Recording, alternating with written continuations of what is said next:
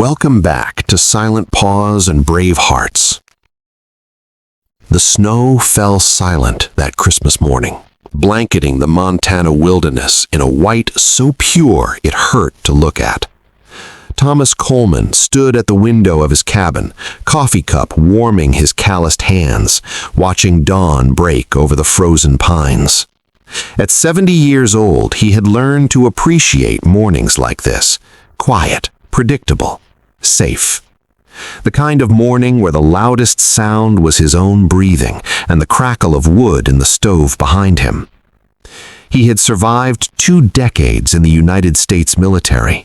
He had buried friends in foreign soil and carried their names in the quiet corners of his heart. He had come home to a wife who understood his silences, who knew that some nights he needed the porch more than the bed, who loved him through the tremors and the nightmares and the long stretches when words wouldn't come. And then, 5 years ago, cancer had taken her too. Since then, Thomas had chosen this: isolation, 15 miles from the nearest town, a one-room cabin his grandfather had built by hand in 1952, and a life measured in chopped wood, melted snow, and the turning of seasons. Out here, the past stayed where it belonged. Out here, he didn't have to explain himself to anyone. He took a sip of coffee and turned toward the door, intending to grab more firewood from the porch. That's when he heard it. A sound so faint he almost missed it. A mewling cry, thin and desperate, barely rising above the whisper of wind through the trees. Thomas set down his cup and opened the door. The cold hit him first, sharp as a blade. Then he saw them. 2 tiny bobcat cubs huddled against the cabin wall, their spotted fur dusted white with frost, their small bodies shaking so violently they could barely stand. One of them swayed on unsteady legs, eyes half closed, too weak to cry anymore. The other opened its mouth in a silent plea, its pink tongue pale, its breath coming in shallow gasps. Thomas felt his chest tighten. He knew the rules. Every outdoorsman, every veteran who'd spent time in the wilderness knew them. You don't interfere with wild animals. You don't bring predators into your home. You don't risk disease, bites, or the wrath of a mother who might return looking for her young. But standing there, watching 2 fragile lives fade into the snow, Thomas felt something older than training, stronger than rules rise up inside him. He had buried too many already. The first cub took a shaky step toward the open door, drawn by the warmth spilling out from inside. Its legs buckled, had it nearly collapsed onto the frozen wood. Thomas didn't think anymore. Instinct took over. The same instinct that had made him run toward gunfire instead of away from it. The same instinct that had pulled wounded men from burning vehicles. The same instinct that had kept him alive when logic said he shouldn't be. He stepped aside and opened the door wider. The cub staggered inside, collapsing just past the threshold. Thomas turned and saw the second cub still outside, lying motionless in the snow, only the faint rise and fall of its ribs proving it was still alive.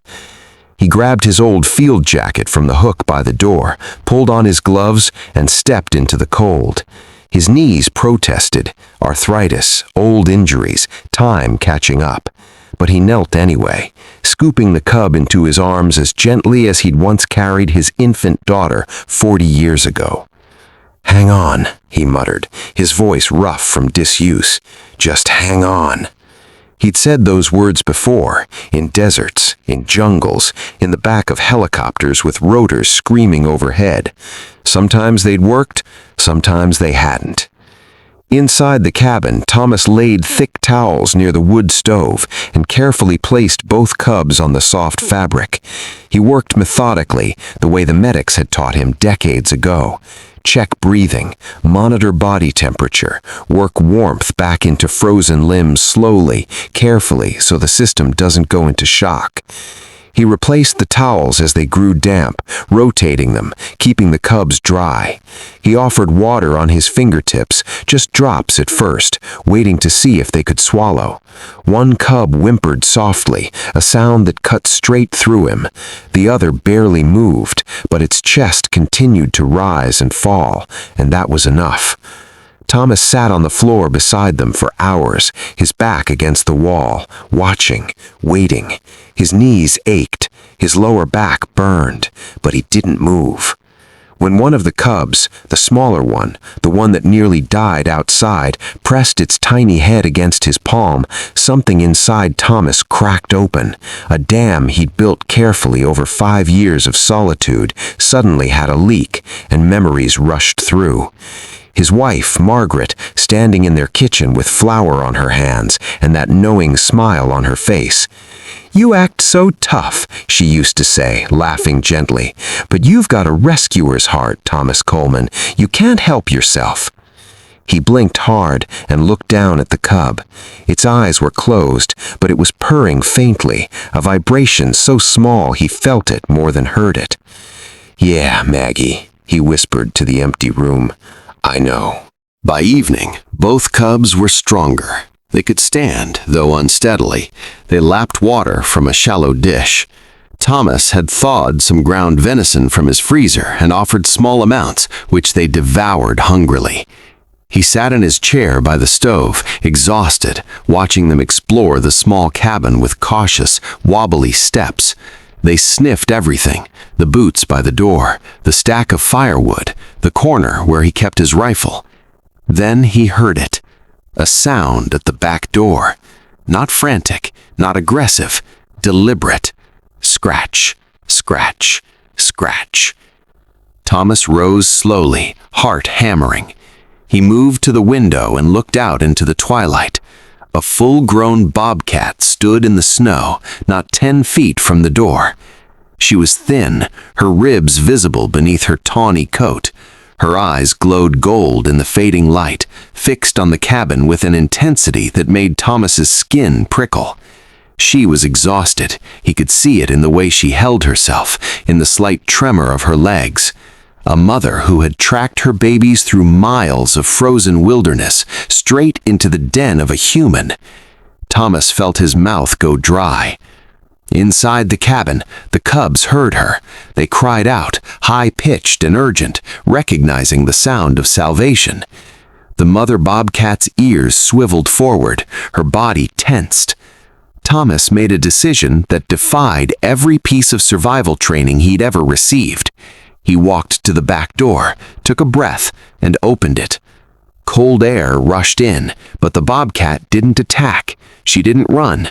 She simply waited, eyes locked on his, her body coiled with potential energy, but held perfectly still. Thomas stepped back, retreating into the cabin, giving her space. She entered. The mother moved like liquid shadow, low and fast, heading straight for her cubs. They tumbled over each other, trying to reach her, crying, pawing, burrowing into her fur. She wrapped herself around them, cleaning them with long strokes of her tongue, checking them over with the practiced efficiency of a medic inspecting the wounded. Thomas stood in the hallway, barely breathing. His pulse thundered in his ears. The rational part of his brain screamed that this was insane, that a wild predator was inside his home, that he should grab his rifle, that he was in danger. But the mother wasn't looking at him with aggression. She was looking at him with something else. Recognition. She had trusted him enough to enter his home. Whatever desperation had driven her here had overridden every instinct evolution had given her. And now, reunited with her babies, she watched him with an alertness that wasn't quite fear and wasn't quite gratitude. It was acknowledgement. Thomas moved slowly to the kitchen area and filled a bowl with water. He set it on the floor, then retreated to his chair. The mother watched him the entire time, her body positioned protectively between her cubs and the human. Outside, the wind began to howl. By midnight, the blizzard had arrived in full force. Snow battered the windows. The temperature plummeted. Thomas fed the stove and listened to the storm rage against the cabin walls. The Bobcat family stayed near the back corner, the mother curled around her cubs, eyes half open, always watching. Thomas gave them space, moving quietly, speaking softly when he had to move around the cabin. "You're safe here," he said once, not expecting her to understand the words, but hoping she might understand the tone. "Storm will pass, then you can go." The mother's ears flicked toward him, but she didn't move. For 2 days, the blizzard trapped them together in that small cabin. Thomas had lived alone for 5 years, and suddenly his home held 3 wild lives that depended on him. He left food, venison, some canned chicken he'd been saving, and kept the water bowl filled. He didn't approach them. He didn't try to touch the cubs again. He simply coexisted. On the second night, something shifted. Thomas woke from a light sleep in his chair and found the mother bobcat watching him from across the room. The cubs were asleep, tucked against her belly.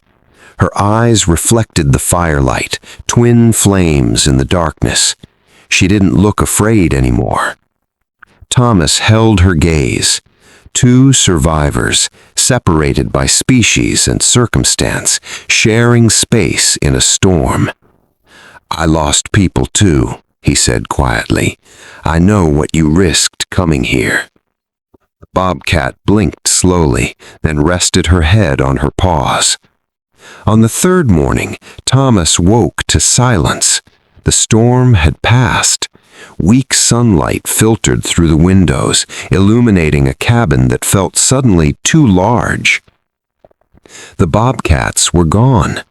He found the back door slightly ajar. He must not have latched it properly in the night.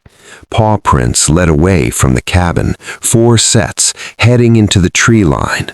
The bowls were empty. Tufts of spotted fur clung to the towels he'd used to warm the cubs. Thomas stood in the doorway for a long time, coffee growing cold in his hands, staring at those tracks disappearing into the forest. Something sacred had passed through his life, something wild and desperate and beautiful, something that couldn't stay and shouldn't. He closed the door and returned to his routine. The wood needed chopping, the roof needed checking after the storm. Life in the wilderness continued, measured and solitary. But sometimes, late at night, Thomas would look at the corner where they'd slept and remember the weight of that tiny head against his palm. Summer arrived with an explosion of green. The snow retreated to the highest peaks, and the forest came alive with bird song and the rustle of animals moving through the undergrowth. Thomas hiked most days, following the old trails his grandfather had shown him as a boy, keeping his body strong, keeping his mind quiet. On a bright morning in July, he set out early to check a trail that wound along a ridge above the valley. The hike was longer than usual, but his knees felt good, and the day was perfect, clear and cool, with a breeze that carried the scent of pine and wildflowers. He was 3 miles from the cabin when it happened. A patch of ice, hidden in the shadow of a boulder where the sun never quite reached, even in summer. Thomas's boot hit it at the wrong angle. His foot shot forward. He had one moment of terrible clarity, seeing the rocky slope below him, knowing what was about to happen, unable to stop it, and then he was falling. He tumbled hard, the world spinning, rocks tearing at his clothes, his hands scrabbling for purchase. He slammed into a tree trunk with a crack that drove the air from his lungs, then rolled another 10 feet before finally stopping against a fallen log. For a moment, he couldn't breathe, couldn't think. The sky wheeled overhead, impossibly blue. Then the pain hit. His left ankle was shattered. He knew it instantly, the same way he'd known when his collarbone broke in a training exercise 30 years ago. The bone had shifted wrong, the joint at an angle that made his stomach turn. His ribs screamed with every breath. Blood ran warm down the side of his face from a gash above his eyebrow. Thomas tried to stand and collapsed immediately, crying out as agony shot up his leg. He lay there, breathing hard, staring up at the canopy of trees. No one knew he was out here. No one expected him back. He had no radio. He'd stopped carrying one years ago, preferring the silence. His phone was in the cabin, charging on the kitchen counter. The cold would come when the sun set. The predators would smell the blood. A man who had survived wars, who had buried his wife and built a life from grief and discipline, realized with terrible clarity that he might die alone on this mountain. The sun moved across the sky. Thomas drifted in and out of consciousness, pain pulling him under, then spitting him back up. He tried to move twice more, but the ankle wouldn't support any weight, and the rocks were too steep, too loose. As shadows lengthened and the temperature began to drop, Thomas felt something close to peace settle over him. He'd had a good life. He'd served with honor. He'd loved deeply. He'd saved 2 small lives on a Christmas morning. If this was how it ended, there were worse ways to go. Then he heard movement in the trees. His hand went automatically to his belt, to the knife he always carried, but his fingers were too numb, too weak. He squinted into the gathering darkness, trying to focus. Out of the shadows stepped the bobcat. Thomas's breath caught. She was magnificent now, strong, healthy, her coat thick and glossy. She moved with the fluid confidence of a predator in her prime. She stopped 20 feet away, her golden eyes fixed on him with that same intense focus he remembered from the cabin. Behind her, 2 more bobcats emerged, younger, nearly grown, powerful and alert. The cubs. Thomas felt tears sting his eyes, though whether from pain or wonder he couldn't say. The mother approached slowly, circling him once, sniffing the air. She came close enough that Thomas could have reached out and touched her, though he didn't move. She studied his face, his broken body, his blood-stained clothes. Then she did something that Thomas would never fully understand and would never forget. She ran. Not away, in circles, deliberate, purposeful circles around him, her paws carving deep tracks into the soft earth and the patches of remaining snow. The 2 younger bobcats joined her, all 3 of them running in precise patterns, creating unmistakable marks in the ground. Marking him, creating a signal. Thomas watched, barely able to breathe, as the Wild family worked around him for nearly an hour. Then, as darkness fell completely, they vanished into the forest. He was alone again, but the circles remained. Thomas woke to voices and the beam of flashlights cutting through the dark. Hands touched his face, his neck, checking his pulse. A woman's voice, calm and professional, told him he was going to be okay, that they'd found him, that help was here. "How?" he managed to ask, his voice barely a whisper. "Hikers reported something strange," one of the rescuers said as they carefully stabilized his ankle. "Animal tracks up on the ridge, circles in the snow and dirt that didn't make sense, like something was marking a spot. They followed them and found you." Thomas closed his eyes and felt a tear slide down his temple. The wilderness had sent a message, and the right people had understood it. 3 weeks later, Thomas sat on his porch, his ankle in a cast, his ribs still tender but healing. The doctor had called it a miracle that he'd been found in time. Another few hours and hypothermia would have killed him. Thomas didn't call it a miracle.